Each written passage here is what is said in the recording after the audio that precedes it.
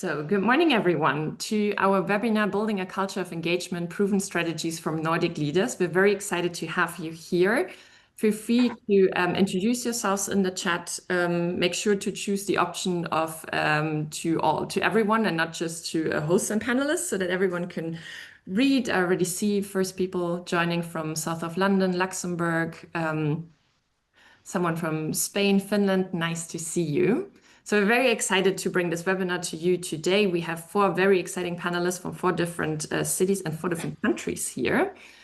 But first, what are we gonna talk about today? So I'm gonna give the floor to our panelists in a bit to introduce themselves and explain a bit what they've been doing around engagement in their respective cities.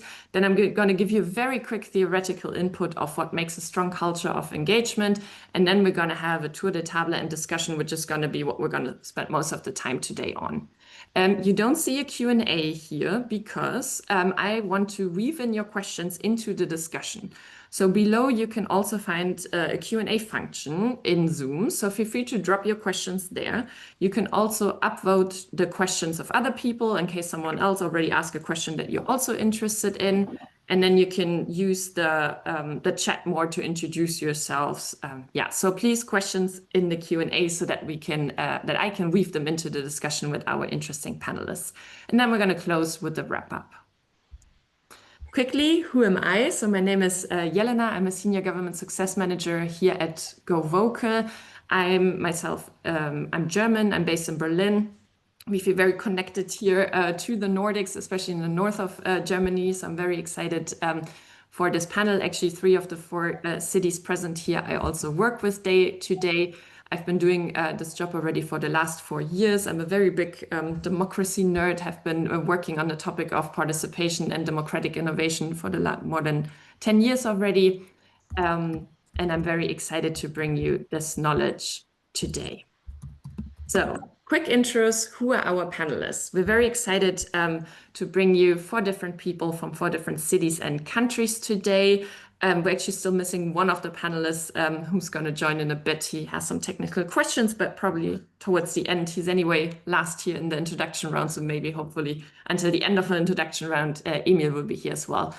So maybe first over to André, who's a strategic designer at the city of Oslo. You have 2 to 3 minutes to quickly introduce yourselves. And while you talk, I will be showing your platform a bit. André, the floor is yours. Awesome. So my name is Andre. I work in the Public Participation Service in Oslo Municipality. We recently got through the budget that we are going to be a service. And we've tried to work with digital participation for a longer while. And we finally went with GoVocal 2024 for the whole municipality. We tried it out a little bit before. So what we're doing is kind of creating a service so that we organize around the platform and other formal hearing processes and use GoVocal as kind of an infrastructure to change how we work with participation in the municipality. And I worked a lot with getting the employees onboarded and created new routines and organization around the platform so that we can better implement. So we haven't done, I think, the most interesting projects yet. I think we've gone with all the things that have been necessary and have otherwise been, we're kind of lifting the minimum today. And I think now in the future, we're going to work more with kind of pushing a little bit more on the more involvement, deeper involvement processes that GoVocal allows for. So I think that's really strong with GoVocal. You kind of allow these other forms of participation that today we don't have anything for in the municipality. So it's a good way to structure everything we already do and also push for what we want to do later. So glad to be in the panel.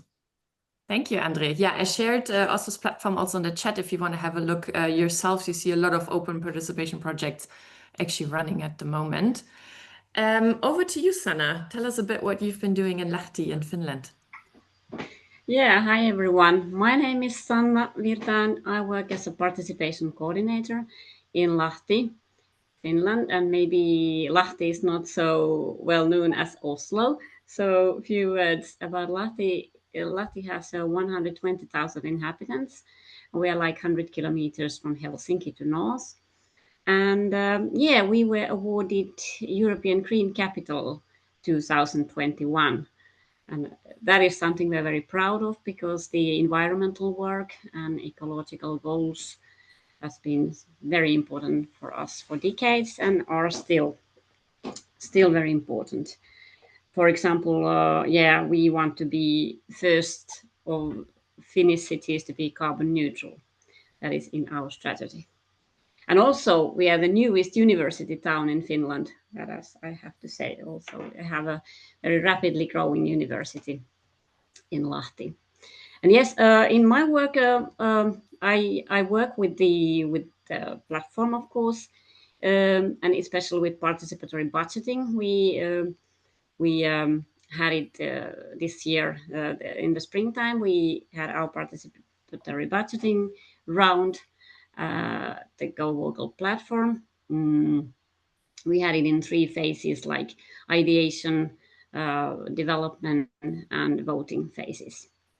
And other projects too, smaller projects, and also our urban planning is using the platform a lot. So mainly it's the urban planning service, and then we have our different kind of participatory service and questionnaires going there. Also, our libraries they haven't been using it a lot, but now they will start using it more. So mainly 3 departments using at the moment the platform. Perfect. Yeah, we're going to talk a bit more about that later, Sanna. Thank you for the quick introduction.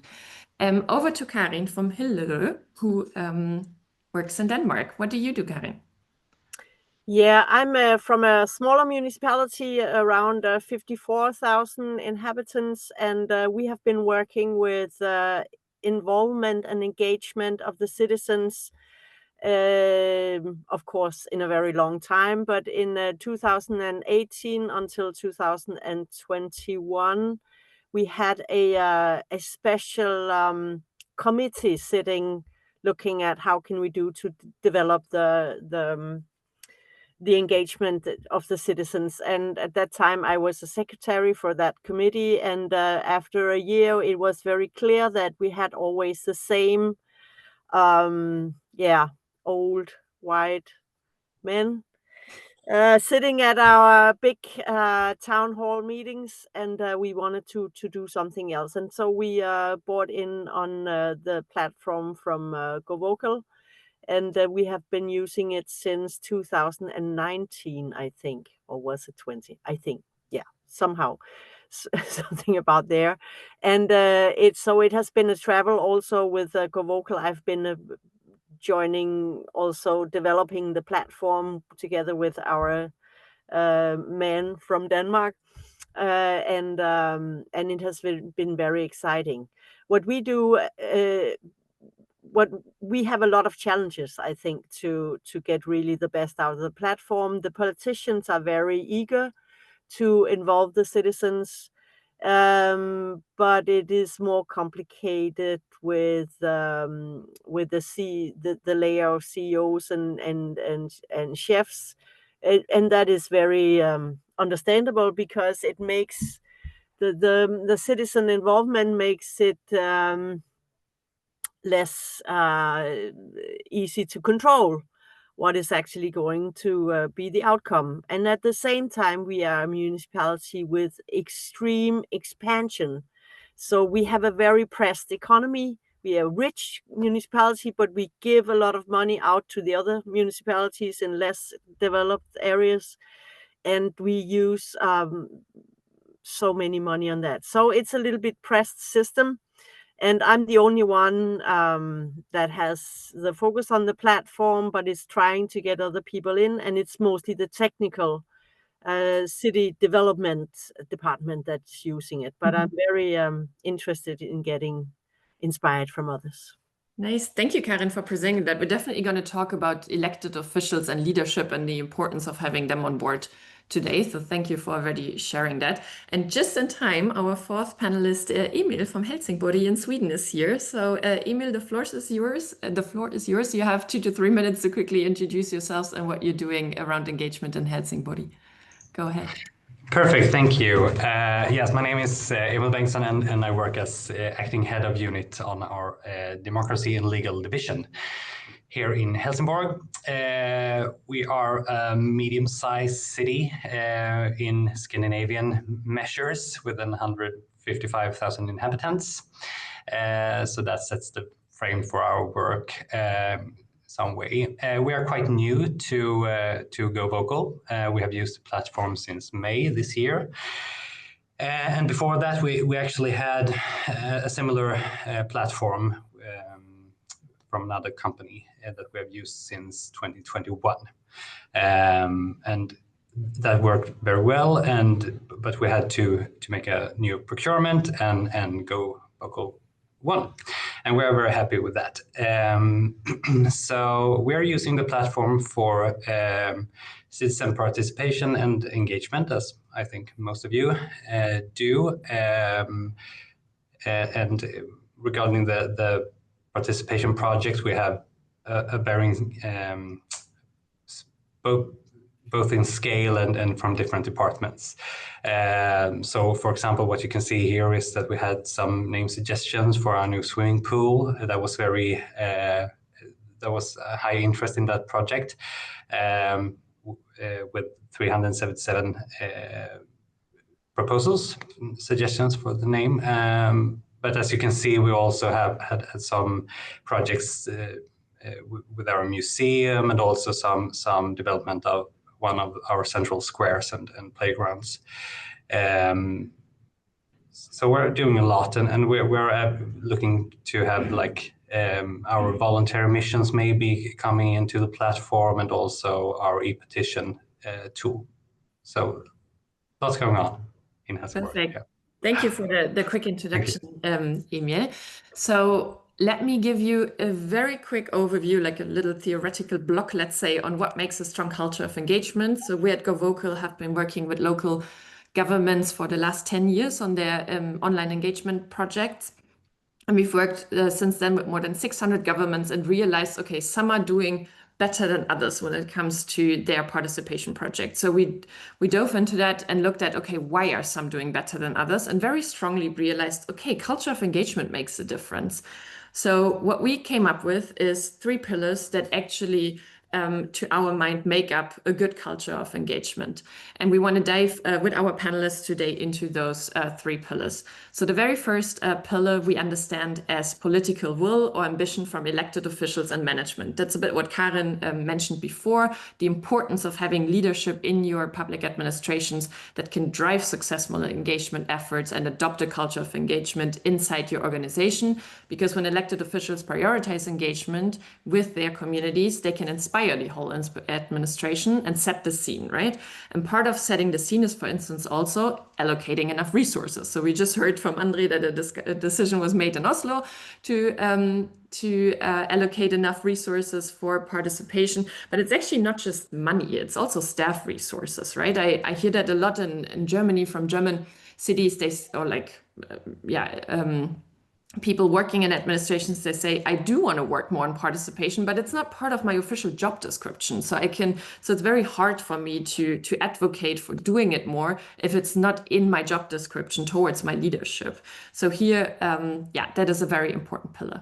The second pillar is all about strong internal organizational setup and processes. So having clear internal processes of what kind of participation do we do, what is formal participation, what is informal participation, on which kind of projects do we always engage, on which ones can we engage, what are the methods that we use, who's the team that is in charge of that, and also if colleagues come and want to join your platform, how can they do that? What are the processes? So this is something that we as GoVocal also can support you on. Actually, with Emil and his team in Helsingborg, we just recently did a smarter collaboration workshop where we looked at that a bit more on how can we set ourselves up in an efficient way so that we can roll out the platform in in the whole organization. Another service that we, for instance, offer is an inspiration session. So with the city of Vienna, for example, I've been holding an inspiration session twice a year where every city employee can join who's interested in maybe using their online engagement platform.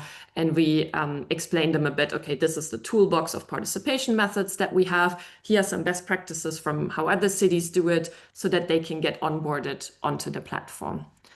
And then last but not least, the other very important pillar is skills and resources. So your team's capabilities of actually knowing about participation, knowing when to use which method, and having the right tools at the right time. So we also try to give you a lot of information on this. So we have a community platform with a lot of engagement resources on it that every client can always access at any time. We also run monthly community sessions for our cities. We actually just had one 2 weeks ago on an AI masterclass where we looked at the analysis tools that you have in the platform. And actually part of this is also those webinars here that we regularly hold, because we very deeply believe that we should share all those skills and resources on engagement that we have. With that being said, let's go over to the panel and the actual discussion on different achievements and challenges. I quickly want to remind everyone here that if you have a question to the panelists, please drop it in the Q&A. I will monitor that during the discussion and will weave in your questions into the discussion. So let me stop share that we can see our panelists a bit better. And then maybe a question to all of you in the beginning. We did hear now that a lot of you have been able in a very short time to attract a lot of people to your platforms. Actually, Andre, you from Oslo, you just told me you just reached 2,000 registered users on your platform. You have more than 6,600 people that already participated in different projects. Also in Lahti, you managed to have more than 5,000 people participating in your different projects already. I think, Karin, I read that 8% of the population of Hillerød has an account on your platform. What is your recipe for success to attract so many people to your engagement projects? And maybe, Sanna, would you like to start? Yeah, well, it's definitely not the big money we put on marketing or communication. Yeah, we started with GoVocal about 1 year ago in September 24, and I guess we started with the kind of easy and how would say, interesting topics to citizens. Like there was this survey about the beaches or playgrounds. Which playgrounds would you like to have, or which we can perhaps take away? Like a kind of those topics that are very easy to, very attractive and easy to answer. And also we had like this kind of a survey, like the most beautiful building in Lahti, that the people can very easily dive in. So maybe that is one of the reasons. Nice. How about the others? Easy and interesting projects. Is that something that resonates with you?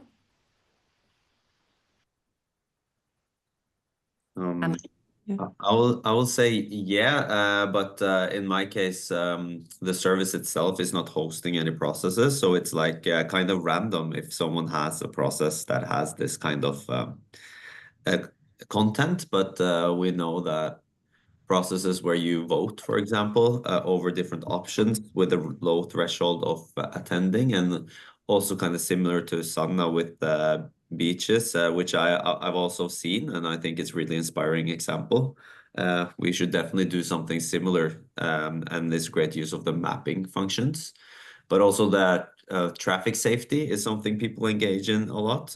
So we've done a lot of traffic safety processes that are already part of what the municipality already did. So we got a lot of people to engage themselves in that, and to kind of make sure that all the different, because Oslo is parliamentarian, so there's many micro municipalities or city parts, bydeler, that hosted these and had more like direct contact with local. So it was a good way of getting many people onto the platform.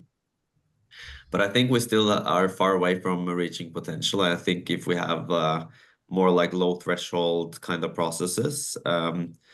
Like, for example, giving general feedback on things in the city on something that most people care about. I think we would get a lot of, like now people are saving the birds in the fjords, for example, Lomvi, which is like looking like Norwegian penguin. And we have a lot of people engaged in that. So I think, something more to do with the natural environment would engage more people. So still looking for someone to take on those kind of processes, and just throwing that out there if someone from Oslo is listening in to do more of the natural environment.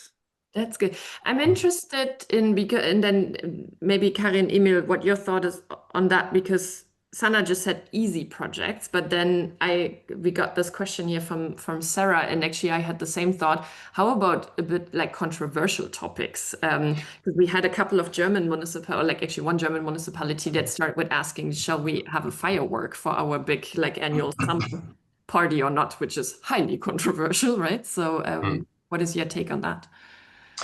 Well, I think you can go either way. I think easy projects is a good way to attract a lot of people, but I also think when you have like high stake projects, that's as efficient as well.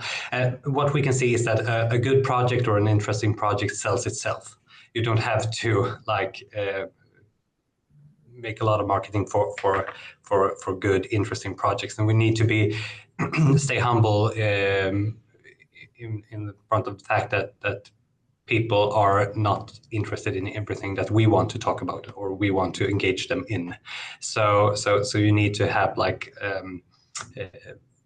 know your municipality and know what causes traction within the municipality, I think. And then we also can see that the behavior on the platform is that people maybe register for one project that they think is interesting, and then they unregister again, and that's perfectly okay, because it's no value of its own that we have a lot of registered users from our point of view. Interesting. Yeah, I like the point of high stakes of that, kind of the question, what is in it for me, right? And if you can answer that question as a resident, then obviously you're more inclined to participate, right? Karin, how's that in Hillerød? Yeah, I must say, one of the things that had made many people interested in making a profile on the platform is what we call citizen suggestions. The suggestions that citizens make themselves, and then if they can gather, in our case, 450 votes, then the politician have to take it into consideration. So that is what have boosted our participant number sometimes, but we have not had many like these low thresholds projects in Hillerød. That's a very serious thing, and we have lots of this about how to expand the city, to make new that is new quarters is being built, and that is very hard to interest people in. But then we have had traffic, and we have very big problems with congestions of too many cars. We have also a lot of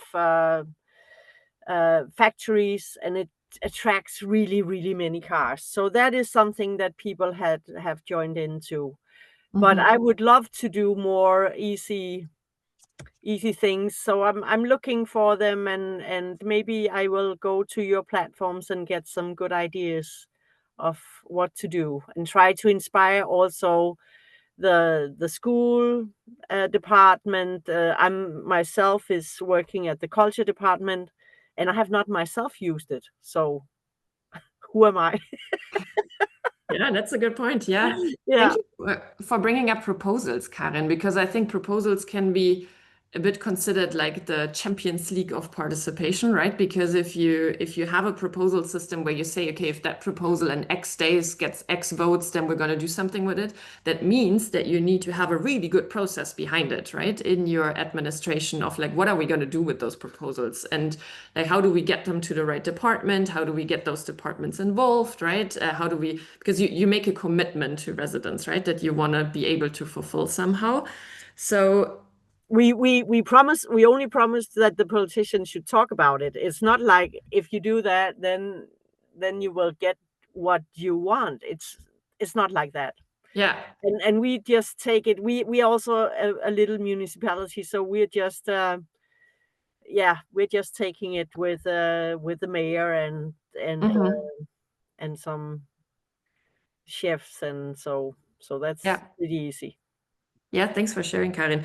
I have a question to the man here on the panel on your culture of engagement. So how can we build the competence and the experience within the different departments in your city to decentralize our culture of engagement so that we get more project managers like the mobility manager, the culture manager, the, I don't know, urban planner, etc., to run their own projects. But at the same time, we want to maintain like a high level of quality. Do you have any insights, Emil or Andre, on that?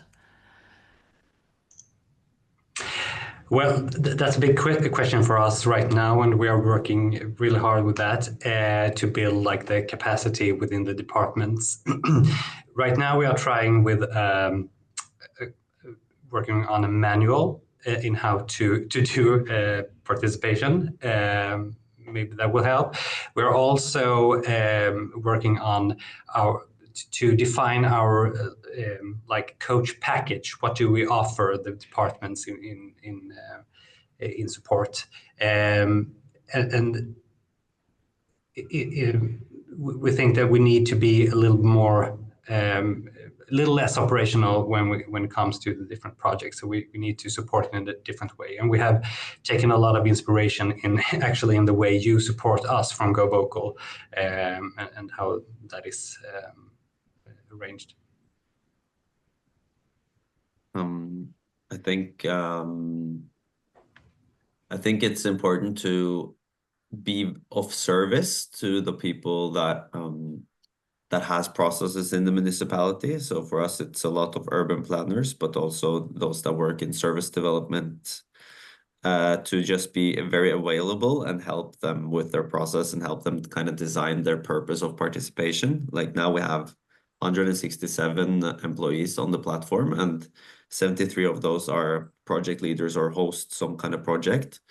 So what we do is ensure that we have onboarding. We have like a guide for how they publish, or like some structures and like what's it called, like a templates. We make templates for them to create their content and have kind of this visual graphics that they can employ to kind of ensure that their pictures and all that is onto there. And we kind of provide a better service than if they were to do it themselves. So they will want to use the service. So I'm in contact also with the website of the municipality, and kind of the people that gave the project to where I'm working now.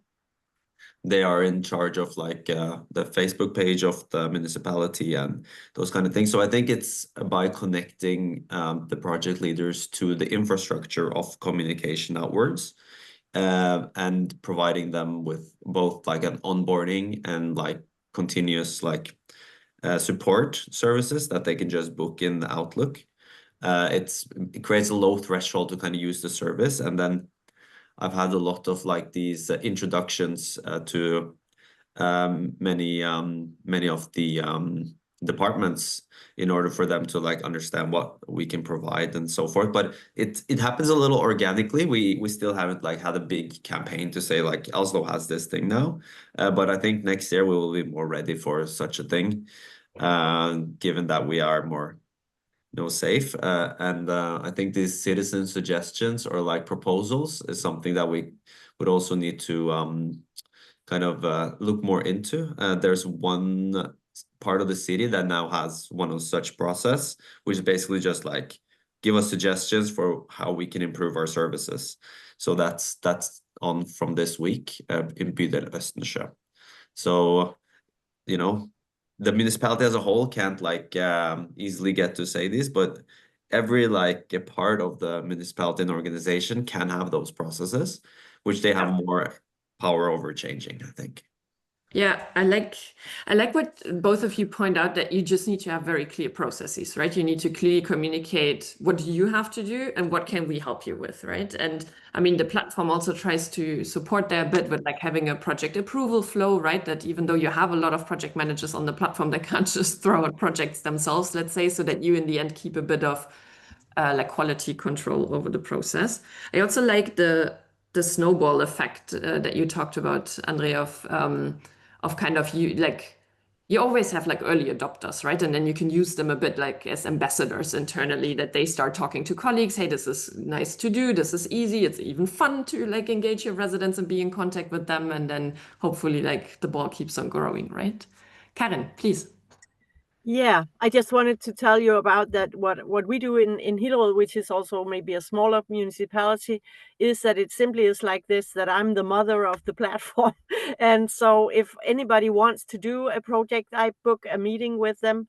And it's very different from person to person how easy it is for them. I mean, a lot of the urban planners, they are so smart. I mean, it's just like, here, go in here and do like this. And after half an hour, they can make, you know, the most beautiful projects. And other times I'm actually a part, I'm becoming a part of the project management, because there is so much citizen involvement. And then I'm kind of the one that goes out, even if it's another department. Yeah. So and that's also giving a lot of fun to my work, because then I get in many places. Yeah, that's really nice. Yeah. Actually, we got another question from the audience on more like smaller or rural communities and how you can have interesting projects even in those. I saw that Andre wanted to answer it, but since you're the representative of the biggest city here on the panel, I'm rather maybe gonna start with Sanna, or then Karin, since you're like a bit smaller cities in comparison to the other two. Do you have any tips and tricks on how to do projects in like less urban environments? I do remember, Sanna, you had a project, for instance, on like skiing routes through like cross-country skiing routes in the forest, and that was like a bit controversial because some forests had to be, some trees had to be cut down. Can you share a bit about that? Yeah, we have that kind of survey, and also, for example, he wanted to know other projects than urban planning projects, or was it so that some projects which are not related to urban planning? Yeah, especially projects that you can do in like rural communities. And Yeah. Well, for example, we have now tomorrow starting a new project called 120 well-being tips from the citizens of Lahti. So everybody, once again, very easy to attend, that anyone can propose well-being tips, that, for example, go to walk in the forest every day 10 minutes or something, very, very easy. And then, because we have this anniversary of 120 years, Lahti will be turning 120 years, and this is part of the anniversary program. So things like that people just can easily propose something, and other people can easily take an advantage of them. Yeah. Well, I believe that there are subjects. There are always subjects. It's just that you just have to find them. Yeah, that's a good one. Does anyone else want to jump on a question? Maybe Andre? Sure. Yeah, I used to work in a rural innovation program in Norway. So we did a lot with the municipalities that sometimes had under 100 inhabitants, also one of the smallest in the country. And what they did, a lot of those places, was because there's a tiny amount of people, then it's much easier to have more deeper involvement processes. And I think that whoever asked that question, if you work in such a municipality, to rather like go out with more this open approach of like, we are trying to work on how we do participation here. We want to know what you are interested in. So instead of like thinking in the back room of what could be interesting projects, just ask what the inhabitants would want to see more of. Or, go into like get some design consultants or anthropologists to kind of do some studies. That's what we did in the GNIST program from Design and Architecture Norway, and kind of set together teams to work with the local municipality and be more present on sites. And they created like these routes of engagement where they would do like a little tour bus going around to the different and very spread out Norwegian villages. That was like Sogndal, Lustre, Aurland is like places with like stave churches and between like big waters that is hard to go across. So they try to like also help the smaller collaboration between those three municipalities also. So that created the infrastructure for the smaller municipalities to work together on citizen engagement. So if you have some municipality next to you, also think of also that those municipal borders aren't necessarily what kind of is most important. It's more like people want things to be better close to where they are. Yeah. That's a very good bridge to maybe talk a bit about hybrid engagement, right? Because a lot of the things that you just talked about are like offline engagement, right? We're driving around with a bus and asking people on their opinions. And I'm curious, like, how do you, like your colleagues are probably very familiar with offline engagement, right? Because that's like the usual way we do engagement. Like we hold meetings, we invite our residents to come to those meetings, we explain our project, they can ask questions, give feedback, etc. So how do you train your colleagues on this more hybrid way of thinking about projects that, okay, we're going to keep on doing that, but we're going to add some online components to it to be able to reach more people? And then how do we bring all of that together? And maybe, Sanna, can you talk a bit about how you do that in OSPU, in your participatory budgeting project that you regularly run? Because I think you did an amazing job in involving like public libraries in your hybrid approach. Yeah, because in our participatory budgeting project, people should give their ideas and also vote on the platform. But also we had to have a paper form for children under 13 years old because we can't have a register of the children. That was one of the reasons. And also for the elderly people, who are not so willing to use any digital devices or platforms. So we proposed a paper form in the libraries, and we have a service center also in the center of the city. So there they could give their ideas and vote on the paper form, as well as in the schools for the lower elementary schools. They use the paper forms, and even the youngsters who were over 13 but under 18, who were very reluctant to go and register on the site. That is one of our challenges. I would like to speak about the challenges because that is one of the challenges that the youth, they want to do everything anonymously and very easily. So when they see a platform where they have to register, even with only an email, they are very reluctant to subscribe or register to the platform, and also they feel like there's too many things. It's too complex for them, so they would like to have something tailor-made, especially for them. So like a youth section or something like that, and that is something we are trying to solve out. Yeah, thank you for bringing it up, Sanna. I mean, the way you overcome that with offering more offline participation methods, I think is very impressive. I mean, I think half of your inputs or like ideas you gathered were from children, right? You said? Well, maybe 30-40% Yeah. of the So like ideas and the votes. Yeah. So quite a lot, yeah. We also have a couple of examples in Austria from the city of Innsbruck, for instance, who have a lot of young people on the platform, and they actually said the proposal method helped them a lot because young people realize that, oh, when I make a proposal and I just make an Instagram story out of it, like they're really good at marketing their proposals and getting the threshold, and they're realizing, hey, this is a good way for us to get in contact with the city if we want something. So I think that's nice to hear.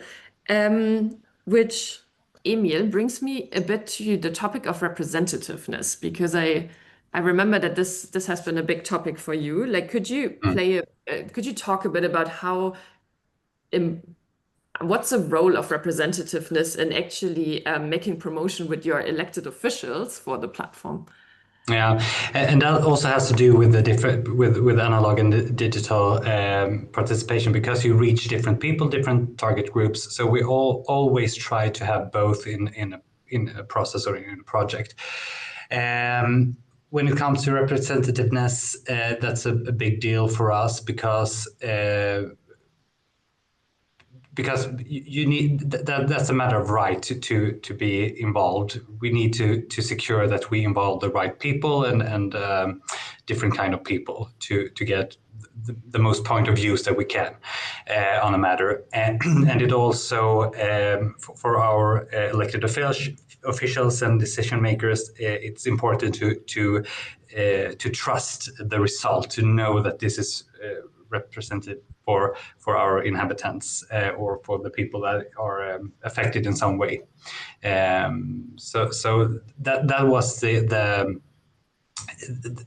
biggest benefit or the difference from our previous platform, actually, with GoVocal, that we can easily do this analysis on representativeness within the platform to see, and also to support our departments and project leaders to actually make an extra effort to reach people that they haven't reached in the first part of the process. So yeah, we work a lot with that. Maybe to give a bit of context for the people here not familiar with the platform. So the idea being that when you want to participate in a project, you need to register on the platform, create an account. Each city decides themselves what kinds of registration questions you ask. The standard registration questions are usually gender, age, and place of living. So in which district or part of the city do you live? And you can then put your census data into the platform to compare how representative is my whole platform, but also how representative are my different projects. And then basically while the project runs, kind of check, am I reaching the target groups that I want to reach? And if you're not doing that yet, then you can use different communication channels to maybe get to those target groups still. Right. Karin, has that been a topic in Hillerød as well? We are very happy that already from the beginning we saw a bigger part of women registration, and so it's equal how many men and women that is participating. Also, it is from the 30s to the 50s, they're very active, which is a group that is very hard to get into the town hall meetings.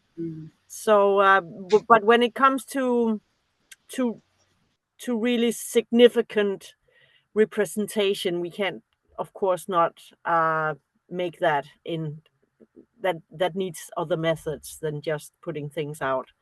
And sometimes it's important, like we have now had this traffic project, and that has really moved the political spectrum of opinion, because the citizen says we have to bike more, and we have to make it more difficult to take the car, and that has, of course, been in opposition to some of our parties, but they have now agreed that we have to go that way. So that really signals how powerful citizen involvement is, and that is also why I cannot just make up good projects. If that was the case, it would be totally different. I need a political call for a project to be in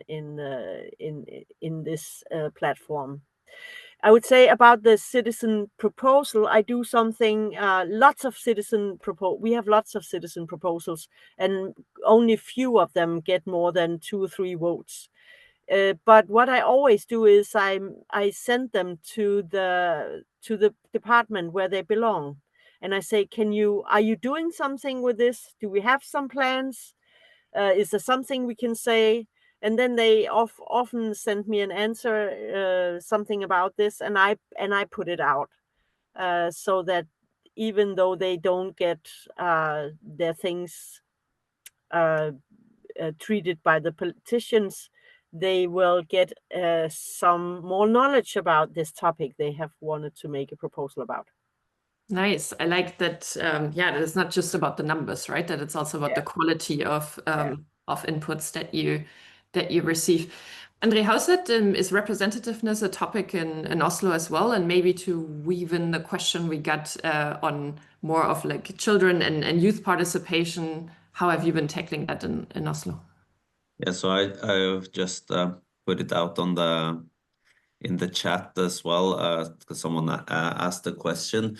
In Oslo, we avoid collecting demographic data because of GDPR and also to ensure that is most anonymous as possible, and rather ensure that that the project leaders are very aware that if they just send something out without ensuring that something is available to groups that are underrepresented, then you will get exactly that result. So in order to get those groups, you must have more like be present. We have like one part of the municipality, Bydel Gamle Oslo, that has done a lot with getting parents in schools, for example, that have a lot of people that usually don't attend these type of processes, to be more like having translators on site and kind of making sure that people are like getting into the platform and having more like physical things as well, because we know that especially younger people, they're not on the municipality's website. They're not necessarily on Facebook or those other channels that we are allowed to use. So having things on the sites of change, for example, have it by the basketball court if something's happening by there, is super important. And also having a collaboration with schools to get information straight out to the target group on some places that they actually are. And we have a lot of local groups that the parts of the municipality that are closer to the inhabitants are aware of. So they're kind of using what we call like the jungle telegraph. You tell someone that tells someone and get people onto the platform. So centrally, I just help people understand that they can't just put things out and then all voices will come forth. They will not. So if you want to ensure a good spread, you have to target more and use more variety of participation approaches or communication forms in order to get people in. I like that you point that out, Andre, that how important it is that when you design your project that you think about your target groups, right? And in plural, not just one, like youth is not a target group. So like really think about as specific as possible, about maybe even come up with personas, right? Like how is a 15-year-old that still lives with his parents, goes to school different from a 21-year-old that moved to our city to study and lives like in a shared flat somewhere? Like how do they differ? Where do they get their information from? And can we get to those places, right, where they get their information from? I also liked how you pointed out like the importance of like ambassadors or like multipliers, right? That if you don't have access to certain groups, which is actually a good connection to another question that was being asked on like languages. I think when we shared the platforms, you saw that a couple of platforms like the one in Lahti, the one in Oslo, they use an auto translation feature. So the original language is like Finnish or Norwegian, but then you can choose between like auto translating the content to other languages, which is also part of reaching more target groups, right, in our cities. Can you share a bit, maybe Sanna, what's your experience with only communicating in Finnish and then maybe not reaching certain groups? Yeah, we have this translator, the Wegland, on our site, and We have actually Finnish, but we have English, Swedish, Arabic, Russian, and Ukrainian. So quite many languages, which we would like. We wanted to have many languages, but maybe the problem is that if we do a project in Finnish and then we have this auto translation into Russian or Ukrainian, for example, in our team, there's no one who speaks Russian or Ukrainian, so we don't actually know is it correct or not. Because with English, the languages we know, we can always check because it's auto translated. There can be flaws, especially with Finnish language, which is a very small language, and the AI don't really, perhaps it's not so familiar with the Finnish language, and so we have been thinking that is it wise to have so many languages that we don't speak ourselves? We can't check if it's correct or not. Do you have a feeling for how many residents use the translation function? Well, actually, I don't know. I don't know if I can check it somewhere. How many is it used? I know the English version it's used, yeah, a little bit, but the other languages, it's quite unknown. Yeah, interesting. Anyone else wants to talk a bit about multilingual participation? That's all right. Okay, then let's get to, I think actually maybe the last question before wrapping up. Going back to the topic of skills and resources, Karin, I saw on the platform of Hillerød that you've been gathering a lot of qualitative input often. You have a lot of residents submitting ideas, which is a lot of like text to read and analyze. Like, how did you manage to analyze all that data and also train your team on how to do that? Oh, I think you're still muted. We can't hear you right now.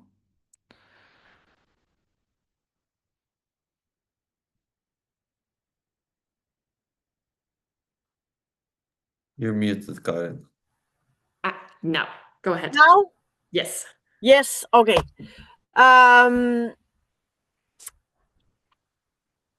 You have to make your project and you choose your methods and your questions in one way if you have the access of AI on the platform, and in another way if you don't. I mean, if you don't, you have to go much more by in boxes, and the participant can kind of say, yeah, they can answer your questions. But if you want them to say what they think is important, then you need to have some other methods in play. And when we did this big traffic, there is a big traffic project on our platform where we really got a lot of citizens engaged, also because it's this huge problem. So they have time while they sit in the queues in their car to write. And so there we used AI, and this was this project where I am part of the whole project. So we kind of help each other. Also, we have some smart guys and girls, and that can also, I mean, the platform is really easy to use. I mean, it's not like you need a big exam in especially that platform. With a lot of people that is in my municipality, they're so smart. They just go in and they find out, and it's not so hard, and you have made excellent instructions. So I actually think that that it's not so hard even to use the AI possibilities. They are very easy set up.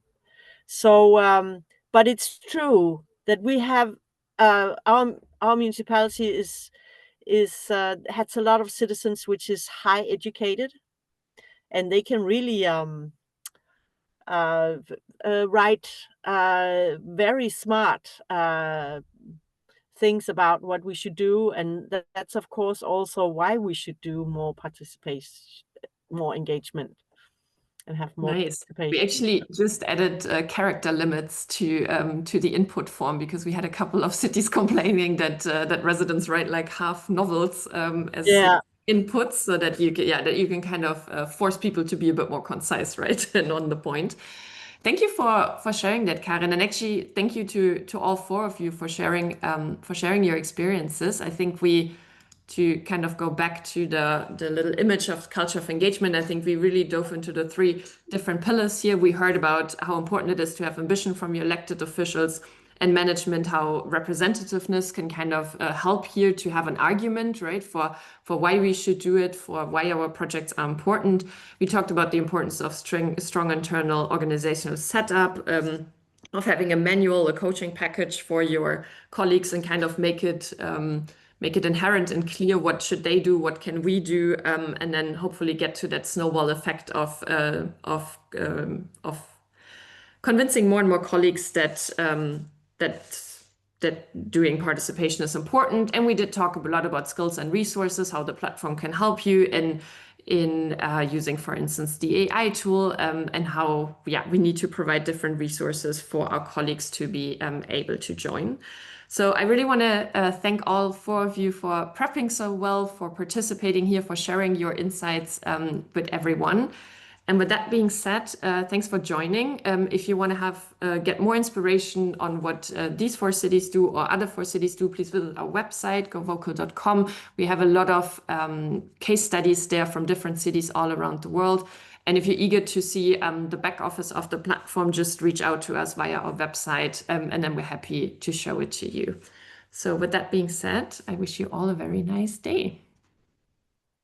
Thank you so much.